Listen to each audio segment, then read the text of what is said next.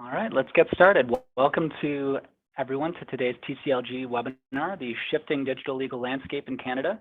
My name is Jamie Parker. I'm a member of TCLG and an associate in McCarthy Tetro's Information Technology Group in Toronto. I wanted to offer a big thank you to David Fraser for offering his insights today, and for Noel Courage, another member of TCLG who helped organize this event. A couple of housekeeping items just before we begin. First is that we're going to be returning to normal TCLG programming in September. So look out for some updates on that, and those will be likely in-person events. David will be answering questions at the end of the presentation. If you'd like to ask a question, please send them in throughout the program using the Q&A button. See that at the bottom of your screen, and we'll try to get to as many as possible. We do want to note this program is being recorded and will be posted on David's YouTube page after the presentation. Please reach out to client events at mccarthy.ca if you aren't able to watch the full webinar or know someone who'd like a recording or to be directed to that page. All right, so without further ado, I'm going to introduce David. He is a partner at McInnes Cooper in Halifax, and as I'm sure all of you know, he is a very well known as one of Canada's leading internet technology and privacy lawyers. He regularly advises a range of clients from startups to Fortune 100 companies on all aspects of technology and privacy laws. David also acts for organizations and matters referred to the OPC, and he's the author of the very popular Canadian privacy law blog, which I've referred to many times in the past, as I'm sure you have as well, blog.privacyLawyer.ca. A significant portion of David's practice is devoted to working with American and multinational businesses in addressing Canadian privacy law issues. This often includes contract negotiations, policy reviews, pre-launch product reviews, addressing complaints, and advising with respect to data breaches. In addition, David is the past president of the Canadian IT Law Association and the former chair of National Privacy and Access Law section of the Canadian Bar Association. All right, after that long-winded introduction, David, I'll leave it to you to take it away. Thanks. Thank you very much, and thanks for the kind invitation to speak to this august group.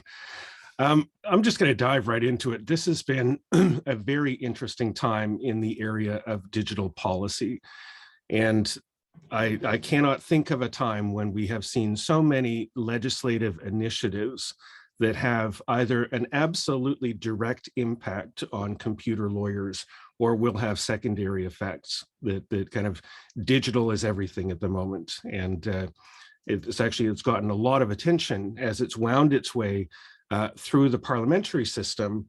And some common themes have emerged, principally with respect to turning big tech into the boogeyman and turning big tech into the potential bank machine or cash machine to support a bunch of other areas within our economy.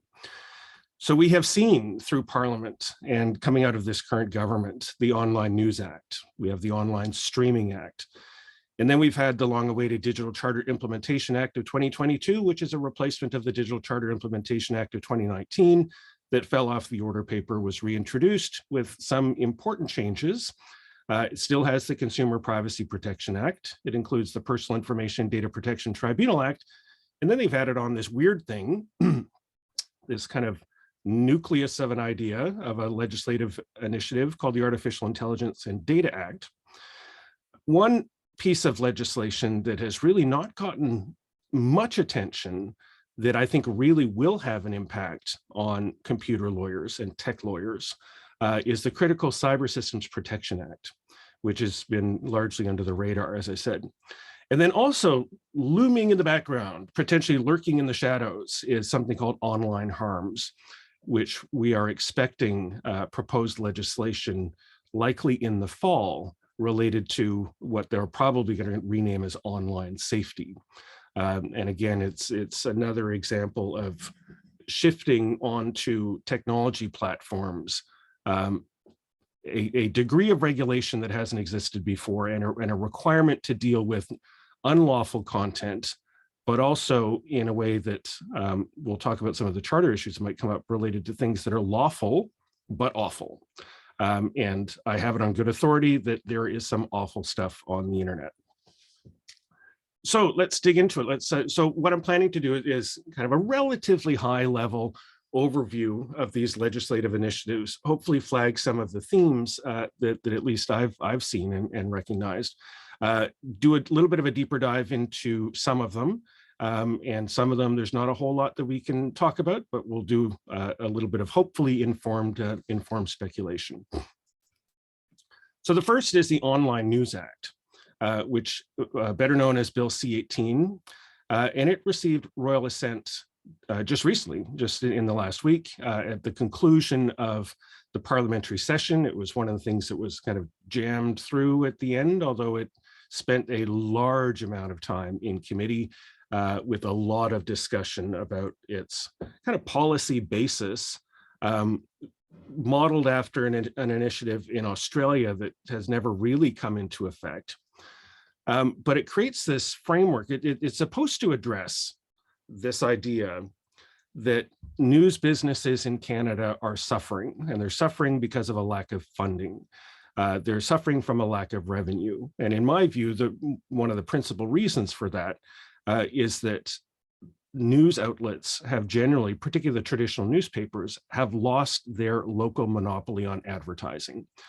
And they used to charge a pretty penny, for example, for an obituary or a birth notice. All of that has moved to the funeral homes and to Facebook and other places like that. Classified ads have all moved to Craigslist and Kijiji for free. So a significant amount of the revenue sources that the newspapers used to have just kind of disappeared, and it's gone digital, and that digital advertising follows eyeballs, and that digital advertising is connected to companies like Facebook and Google. But in the meantime, they've crafted this piece of legislation that essentially becomes a bit of a link tax. So what it was designed to do, and what they're hoping it does, but the story ain't over yet. It's far from over. It forces digital news intermediaries to negotiate terms with defined news businesses to address what are called so-called bargaining power imbalances. And it's not clear to me what they're bargaining over, because in a significant way, it's based on some bonkers allegations, in my view, about Facebook and Google. Principally, they're the ones who would likely be the digital news intermediaries. Notions that they're stealing content and stealing advertising from the traditional news platforms. But of course, many of them willingly and happily share their links on Facebook and via Instagram and things like that, and are willingly indexed and in fact invite Google and optimize their pages to be indexed by Google. So it's a two-way relationship, but they seem to notice that Google and Facebook may have a lot of money and these news media outlets don't. And so essentially what it requires is that Google and Facebook, if they are a digital news intermediary, if they meet that definition, to shovel cash at Canadian news media. And it will particularly benefit the large incumbent players and the CBC, or those companies will be forced into final offer arbitration supervised by the CRTC. The CRTC has never been in the print news business, but now they will be. And so I think that, so the story ain't over yet. Facebook has said it will not be a digital news intermediary. It will stop the sharing of links to Canadian news businesses on its platform, Facebook and on Instagram. And therefore, by doing that, they will not be a digital news intermediary and will not be subject to the regulation and will not be required to enter into negotiations and then arbitration to shovel cash at Canadian news businesses. And they've said, look, they really don't benefit from links to news on their platform, and their audiences generally say that the more news they have on their platform, the less happy they are with using the platform. Google has not said what their approach is going to be yet, and I gather that there are some last-minute discussions that have been reported in the media related to what the regulations will look like in order to kind of deal with this sort of issue. But ultimately, I think this is bad public policy, and I think it's ultimately going to backfire.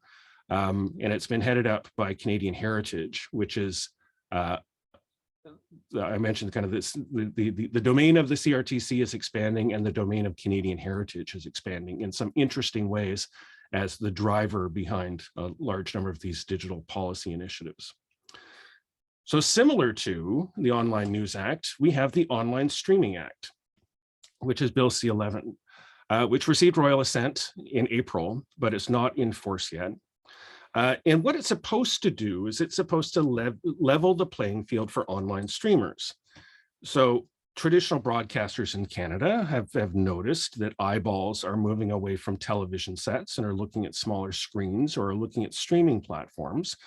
So they're losing some of their viewership, perhaps a lot of their viewership. And as a result, they're losing a lot of their revenue. And so they're looking at the companies that are taking those eyeballs, Netflix and Disney Plus, for example, and want to drag those organizations into the same onerous regulatory broadcasting scheme that the incumbent broadcasters are subject to. And that can include things like CanCon requirements, that can include linguistic diversity, that can include a whole bunch of different things. But principally, it's a whole bunch of cash going after these deep-pocketed American entities looking to get their cash to be shoveled into the Canadian broadcasting system for the benefit of incumbent broadcasters. And there's a lot of controversy over, well, how far down does this go in terms of or how pervasive will this be through the online content ecosystem? And so the consensus is that YouTube and TikTok will be subject to this requirement, which will require, for example, meeting CanCon requirements or discoverability or payments into the CanCon funding system. And so I have a YouTube channel. And I know a significant number of Canadian content creators on YouTube who are not happy about this. On one hand, you would think that they would be thrilled that YouTube would be forced to surface more Canadian content. But if you surface Canadian content just because it's Canadian and it's not watched or it's watched for 3 seconds, the algorithm says, yeah, that's not really great content. And it will actually make it harder for Canadian YouTube creators and TikTok creators to reach a global audience, which is principally what they're doing. It also will probably cover podcasts. And so turns these into online broadcasting undertakings. So significant payments into the CanCon system requires discoverability of content that's deemed to be Canadian. And again, this will be overseen by the CRTC, and the CRTC is undertaking consultations.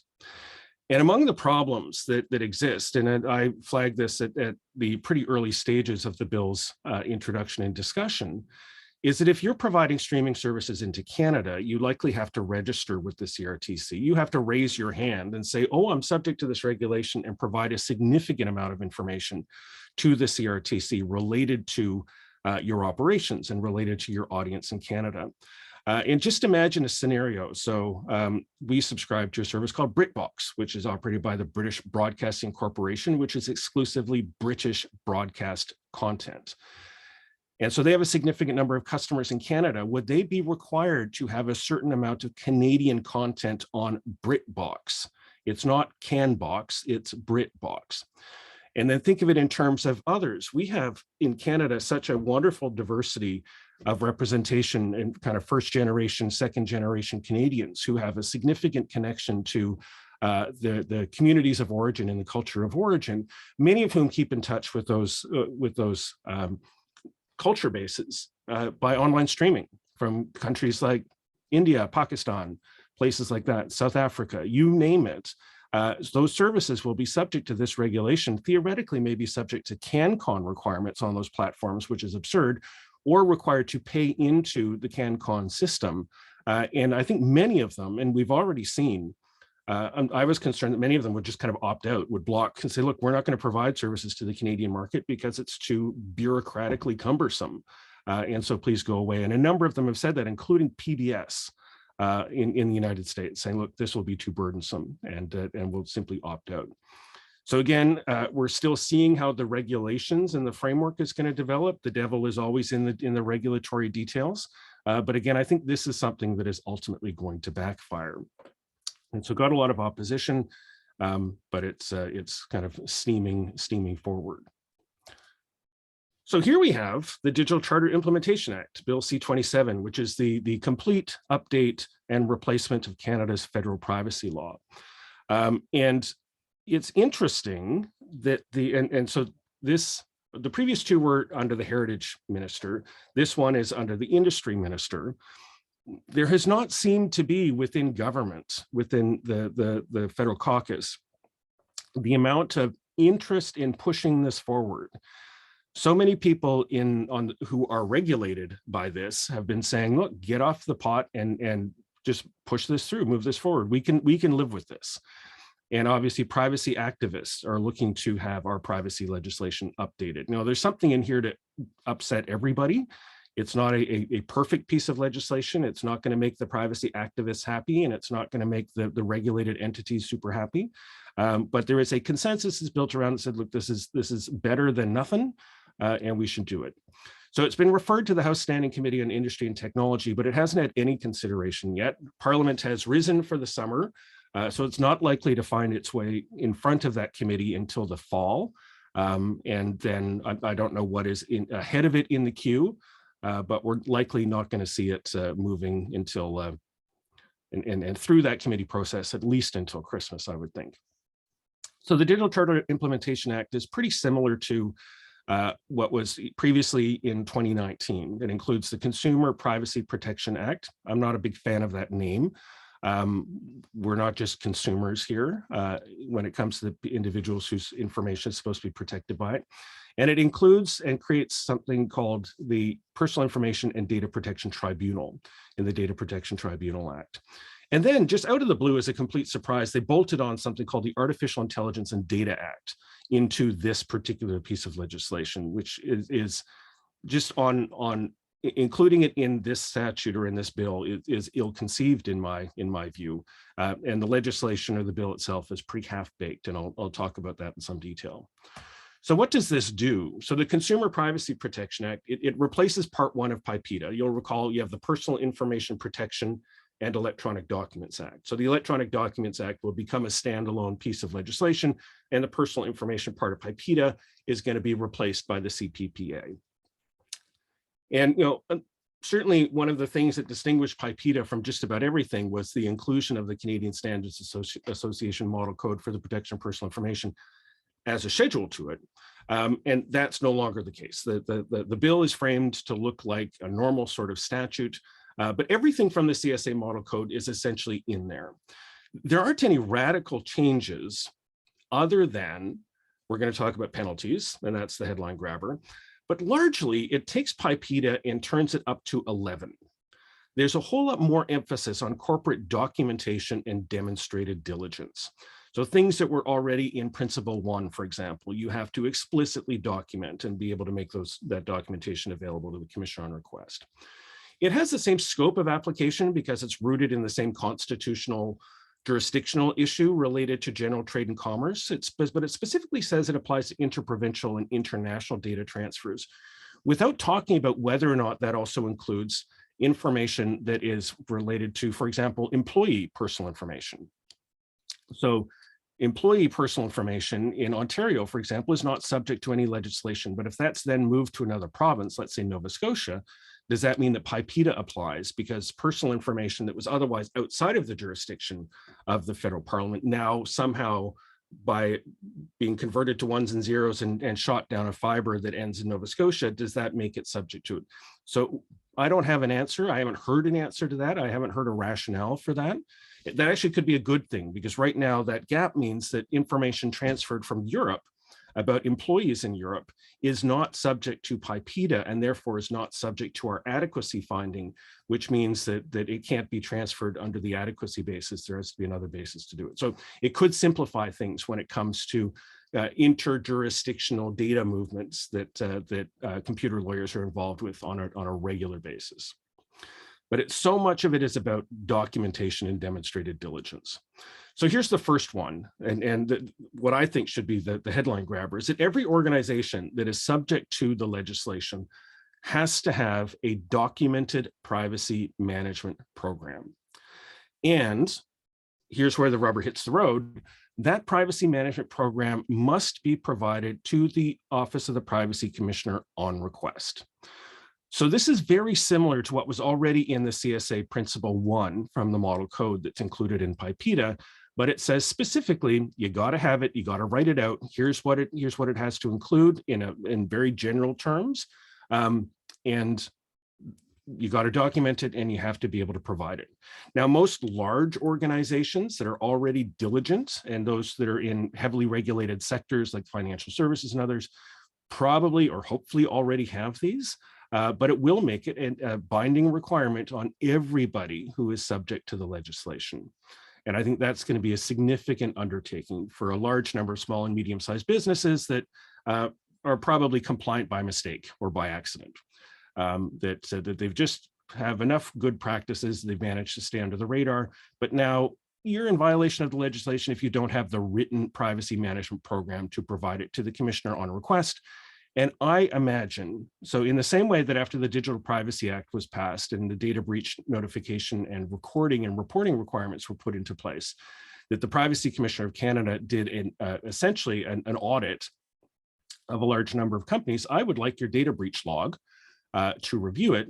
I would not be surprised to see the Privacy Commissioner, after this legislation comes into effect, going to a large number of businesses and saying, we want to read your privacy management program, and you better have one at that point. Now, consent remains the general basis for collecting, using, and disclosing personal information, and there's an expanded requirements related to what has to be there for consent to be valid. And again, a lot of this is taking ideas that were already in PIPEDA and turning them up to 11.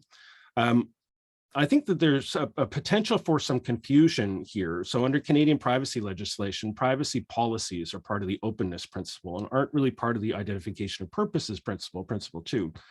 And there's some language related to valid consent requirements under subsection 3 there, that would generally be in a privacy policy. And so I'm afraid that they may in fact be recrossing the streams in terms of what a privacy policy is for and what just-in-time notifications are for. But it's pretty clear that there's an increased diligence that is required in order to adequately get consent. Now, we also have some significant exceptions to the consent requirement in the CPPA. And I think many of these are good and will likely reduce a lot of the burden on organizations for a lot of collection, use, and disclosure of personal information that is completely routine and would be completely expected. So we have two concepts where the knowledge and consent of the individual are not required for the collection or use of personal information, not disclosure, but collection and use. So we have business activities that are, I guess, deemed to be sufficient, where a reasonable person would expect the collection or use of personal information for these purposes in connection with such an activity. And paragraph B there, the personal information is not collected or used for the purpose of influencing the individual's behavior or decisions. So I'm not sure how broad that is intended to apply. Is it just online advertising, or is it to deal with kind of dark patterns or things like that? Not clear. It will be interesting to see as a consensus develops around that. But the activity has to relate to one of the 4 things that are listed in subsection 2. So it's necessary to provide a product or service that the individual has requested. Makes a whole lot of sense. An activity that is necessary, not just desirable, but necessary for the organization's information system or network security. That's a good thing. Activity that is necessary for the safety of a product or service that the organization prescribes, or any other prescribed activity. So there's a possibility of adding more activities by regulation. Then we have another category, and this is called legitimate interest. And again, here's another example of the requirement to document. And so one can collect and use personal information without the knowledge and consent of the individual, where, again, a reasonable person would expect the collection or use for such an activity, and it's not used for influencing the individual's behavior or decisions. And the organization has to have gone through a process to identify any potential adverse effect on the individual that is likely to result from the collection or use, identify and take reasonable mitigation measures to reduce the likelihood of those negative effects, and prescribe and comply with any prescribed requirements. So opportunity for regulation to expand or make it a little bit stricter, even stricter. Now, this assessment has to be documented, and this assessment has to be provided to the Privacy Commissioner on request. And information related to this decision-making actually also has to go in the organization's privacy policy or privacy statement. And so again, it's a much more laborious, documented, paper-intensive, process-intensive. That's something that they've really borrowed from the European environment. Now, when it comes to the actual enforcement, a lot of people, their number one criticism of PIPEDA has been that PIPEDA lacks teeth, and that the Privacy Commissioner doesn't have order-making powers and can't levy penalties. And the Privacy Commissioner has looked around at his counterparts around the world who get to levy these enormous, or potentially levy enormous penalties. And so that is what is new in this legislation, but in a Canadian sort of way. Not perfect. I think it could be improved, but anyway, so it does provide for eye-watering penalties. So the Privacy Commissioner can has to investigate, can refer something to an inquiry, which is within the Office of the Privacy Commissioner. The conclusion of that could be the recommendation of penalties, but it's over to this Privacy Tribunal for the implementation. So the tribunal is the only one who can levy those penalties. Those penalties could be up to the greater of $10 million or 3% of the organization's global revenue. The Privacy Commissioner can issue orders, and those orders are subject to review by the tribunal. And there's this an interesting private right of action that I don't think has gotten enough attention. So anyone affected, not just the complainant, after the Privacy Commissioner has issued his report, is then able to bring a civil action for damages in the federal court or the Superior Court of a province if the OPC or the tribunal have found that a company contravened the CPPA. So it's not limited to the complainant, but anyone affected.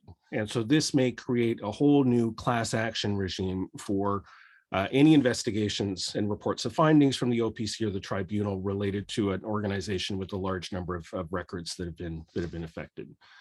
In addition to, obviously, the individual private right of action that this creates. And interestingly, it's across all the different, it's not just within the federal court, as is the case in PIPEDA, but any superior court of a province.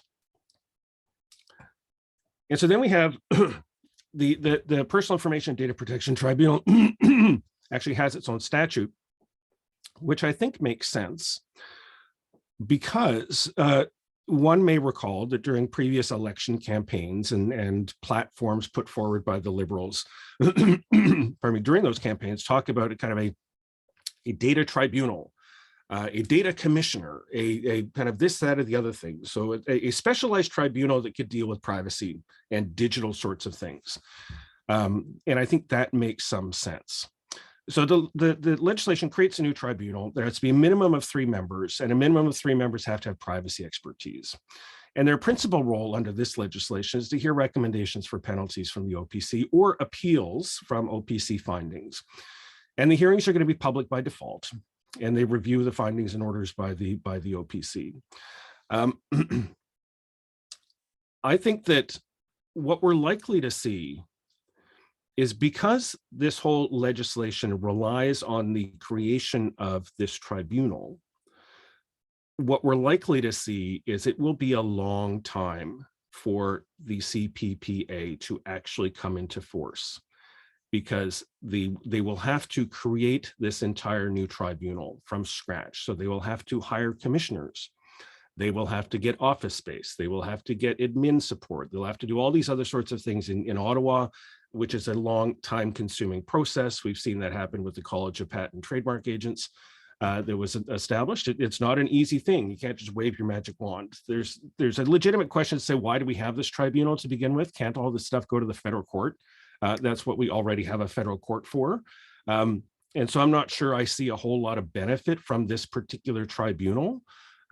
Because I think its role could be played by the federal court, and there has been. I'm not alone in that particular criticism, but I think this tribunal could in fact take on other roles. For example, under the Artificial Intelligence and Data Act, which it doesn't. So we have this Artificial Intelligence and Data Act. It's part of Bill C-27. It's bolted on it. It's along for the ride. There's a significant amount of consensus that says, hey, look, we shouldn't actually have this as part of Bill C-27. It should stand on its own and should be subject to its own committee review. There's a large number of people who think, this was really premature. It kind of came out of nowhere. It was a matter of, or at least it's been said, a matter of the minister deciding we need to check the box on having done something in this area, and passing something called the Artificial Intelligence and Data Act makes it look like they've done something. But in fact, I haven't seen any consensus that it's fully baked or is really a great idea. So there was virtually no consultation in advance. Again, it came out of nowhere, it wasn't expected. It doesn't share the same regulatory framework as the CPPA. So one would think that if it was overseen by a tribunal or a commissioner, maybe it would be overseen by something that's already related to the commissioner that we already have. Maybe this was the opportunity for a data commissioner, which would replace the privacy commissioner and would be the commissioner, the inquisitor, the investigator, and the reporter when it comes to things related to artificial intelligence. But that's not the case. And nothing goes to the Data Protection and Privacy Tribunal. Everything, huge powers are vested in the minister. There is something called a commissioner, but that commissioner under the AIDA, the Artificial Intelligence and Data Act, is a bureaucrat in the minister's office.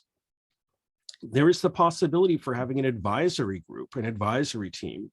But again, that's a functionary within, that's an organization that's informal, has no powers. Huge powers are vested in the minister. Another significant problem is that it excludes all government use of artificial intelligence from its scope. So it specifically doesn't apply to any government institution that the Privacy Act applies to. It specifically does not apply to the RCMP, CSIS, or the Communication Security Establishment of Canada. And I think that's a big problem because frankly, it's not the private sector that has the guns that puts people in jail, that determines who's going to get deported. Certainly artificial intelligence can be used with significant mischief in the private sector, no doubt about that, but really the big risks exist in the public sector. And so all we have is essentially the skeleton of a regulatory structure because everything is left to regulation. So many key terms like high risk processing is to be defined in the regulations.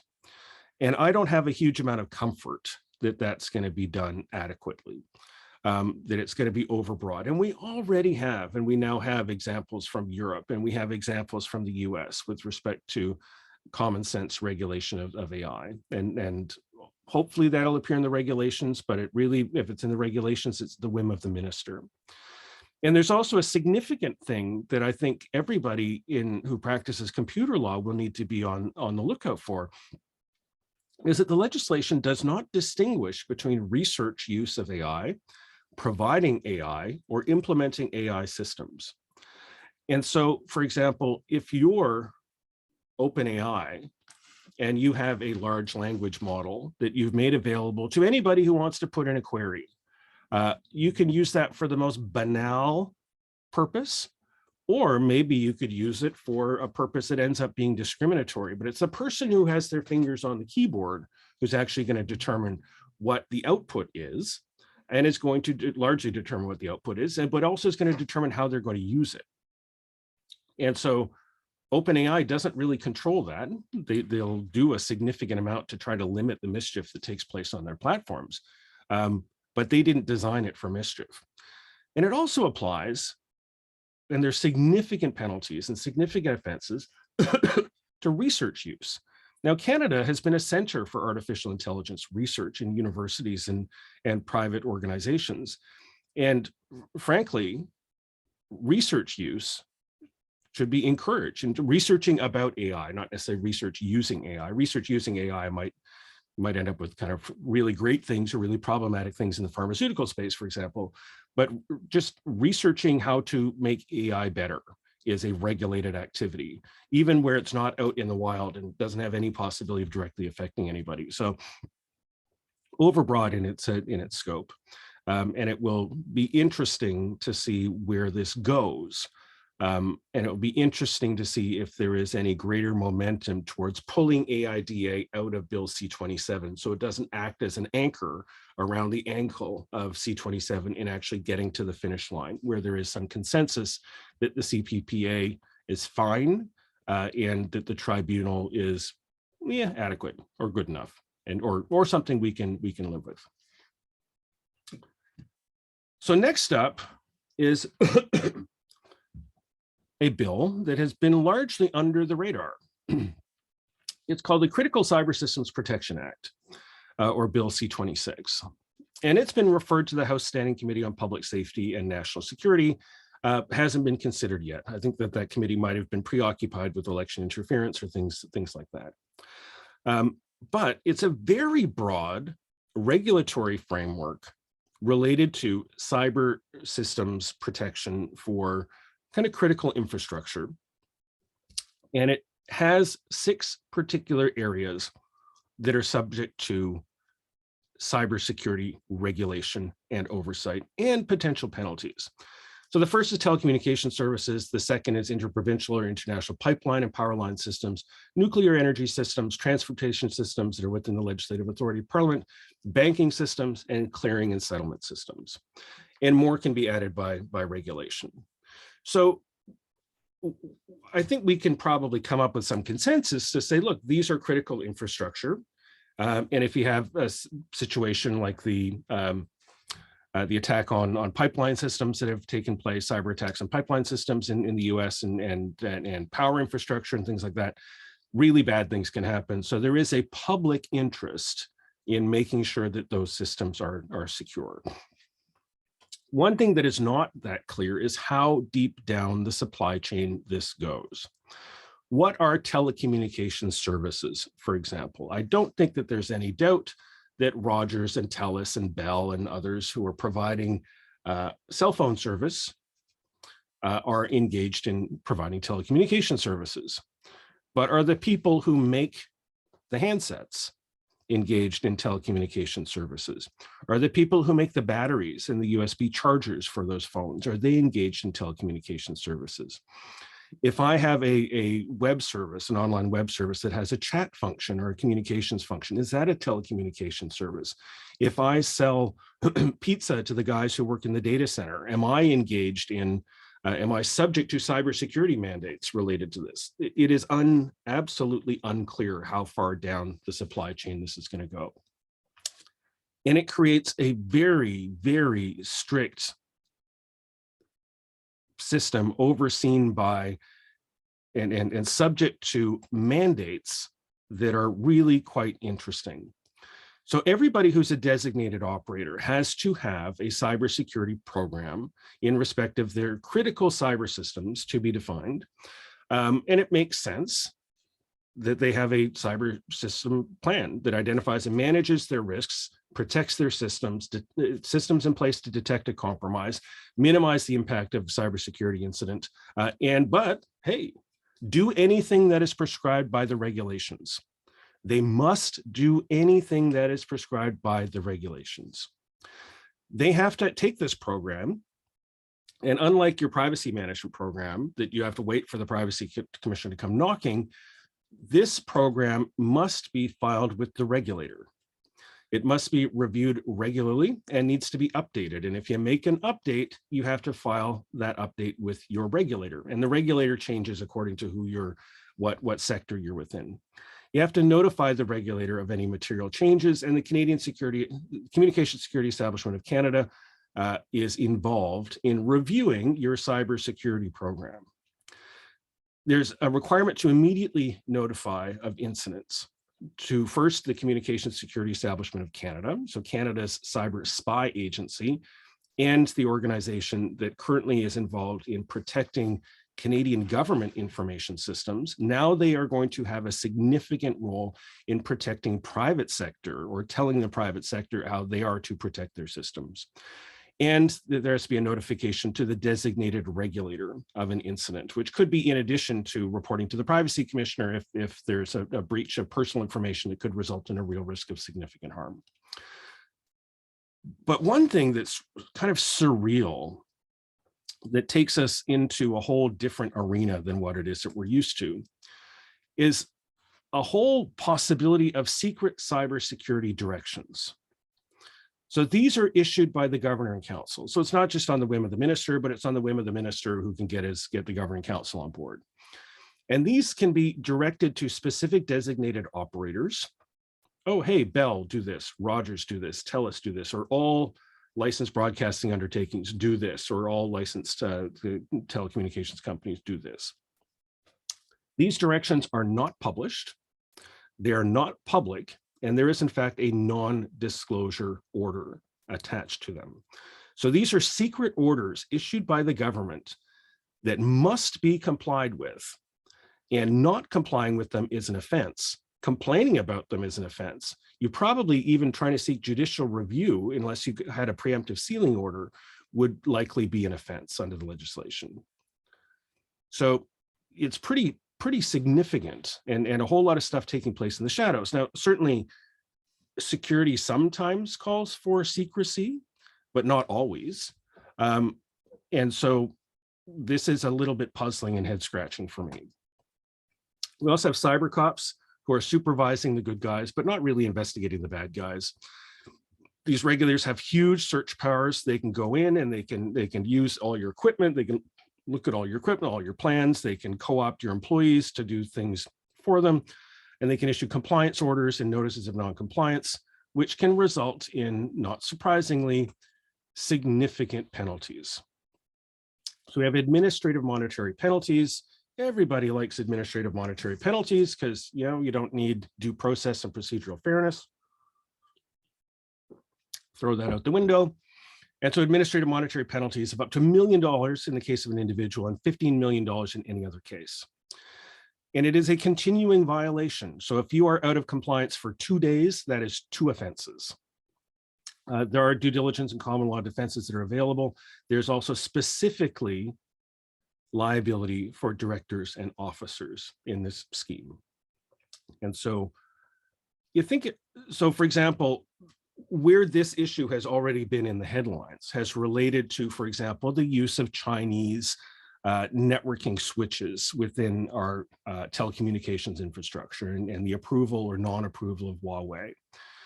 And so this would allow, for example, the government of Canada to order all Canadian telecommunications providers to remove all brand X equipment from their systems.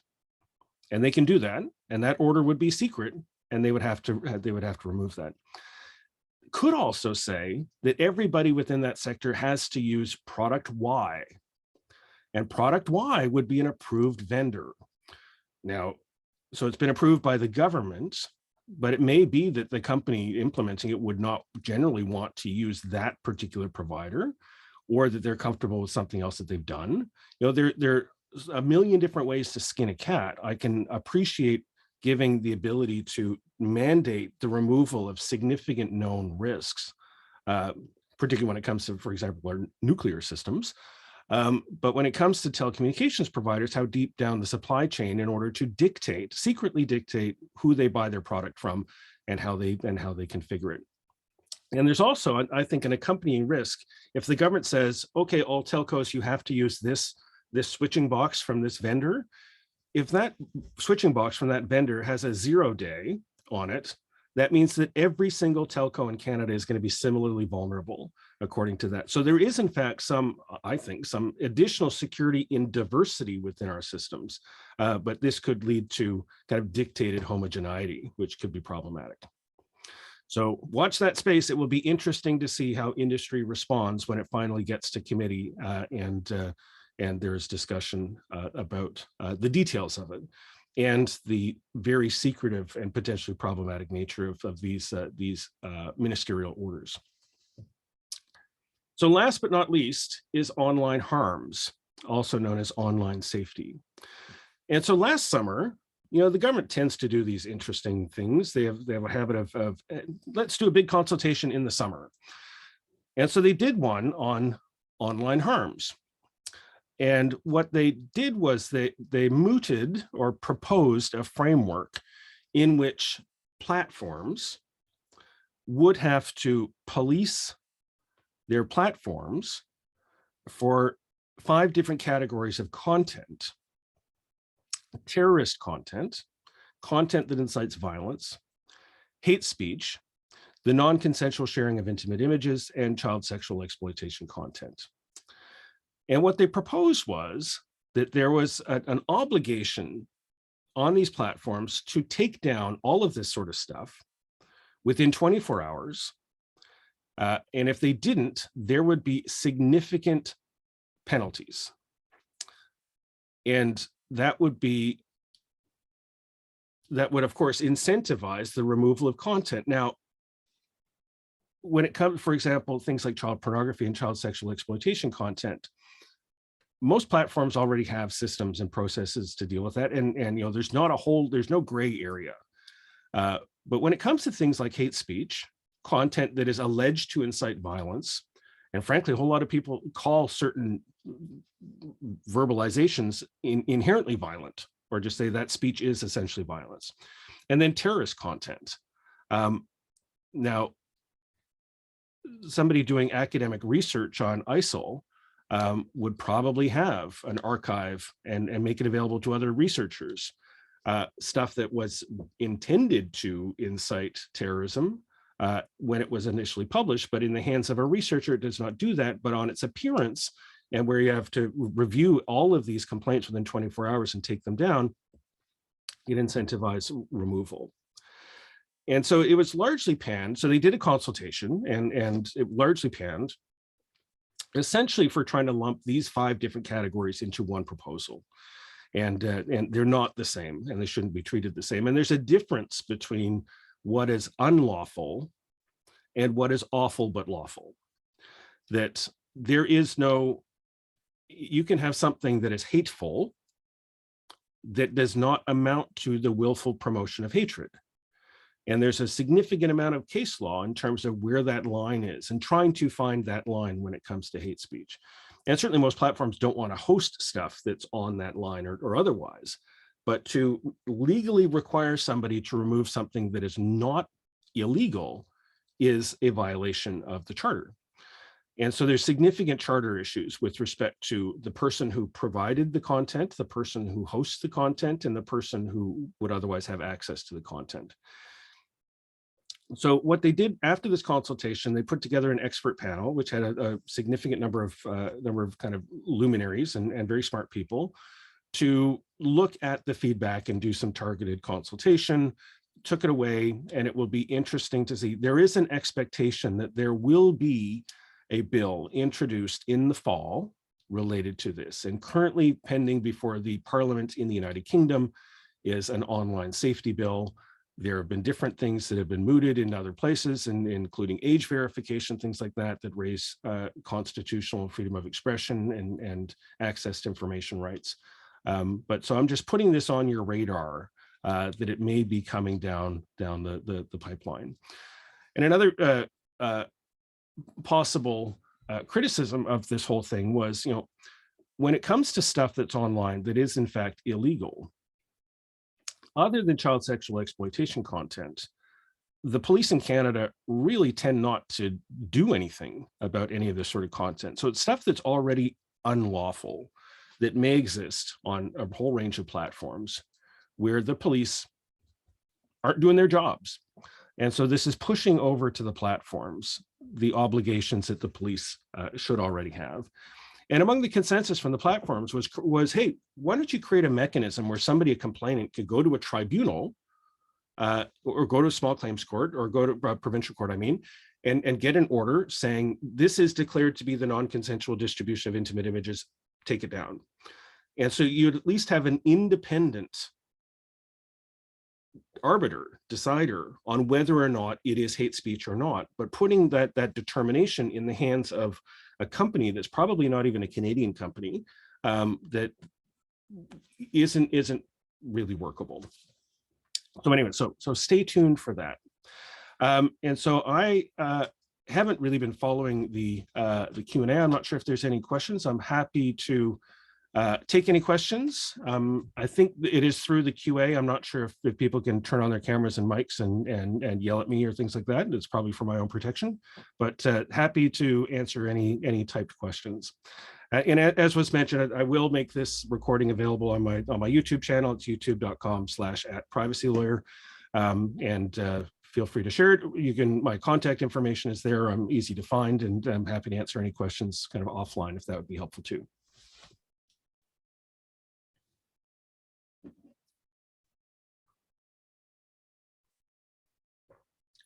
I'm not seeing anything in the Q&A, but if anybody has any questions, you can raise your hand on the little icon below, or unmute and ask some questions, or reach out otherwise.